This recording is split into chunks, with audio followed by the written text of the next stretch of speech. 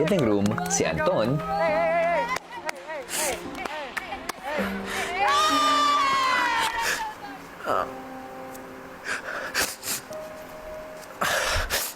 Sayang ko po yung opportunity po, kuya eh. Yung second chance. Yung second chance po, kuya. Na binigay po sa akin ng mga tao, kuya. Tapos, nagmamahal po sa akin sa loob ng bahay po, kuya. Parang I let them down po, kuya. Ayoko rin po, kuya, na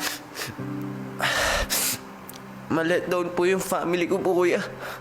Sinusuportahan po talaga ako, kuya. Maya-maya pa, si Kuya nagbigay ng isang anunsyo. Housemates, sa puntong ito ay bibigyan ko kayo ng pagkakataon para magdesisyon kung sinong housemate ang bibigyan ninyo ng maikling oras para makausap ang hindi nanalong kapuso wildcard. Go, Sophia! Kuya, ang housemate na pinipili namin ay si Sofia Pablo. Let's go, Sam! Go, Sam! May pilay pa to! May pilay pa to! Ton! Ikaw nag-good?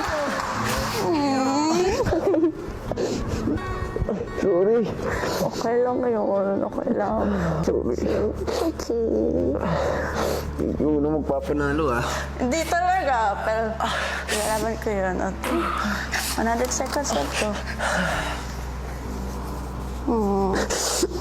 Bayan, natalo ko. Sa labas ang laban. Ayoko talaga mag-give up, bro. Ikaw wag kang mag-give up, ah. Sofia at Anton, Yes po, kuya. tapos na ang 100 seconds niya. Sa labas, Arden. Kailangan mo. Ilalaban kita. Yes! Mababay sa kanila, ah. Yes! Anton, naalala mo ba yung isang salita na gusto mong panghawakan at panindigan sa bagong taon? Katapangan po, kuya. At ito ang pinakita mo ngayong araw. Hindi mo sinukuan kung ano man ang hinaharap mo. Pinatunayan mo na ang katapangan ay hindi lagi isang malakas na sigaw o dagundong.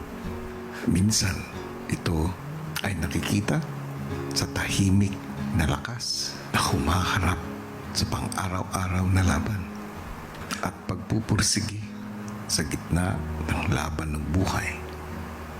Hindi ka man nagtagumpay sa hamon ng Wildcard Challenge, pero para sa akin, napanindigan mo at napatunayan mo kung ano ang ibig sabihin ng tunay na katapangan. And with that, Anton, proud ako sa'yo. Thank you.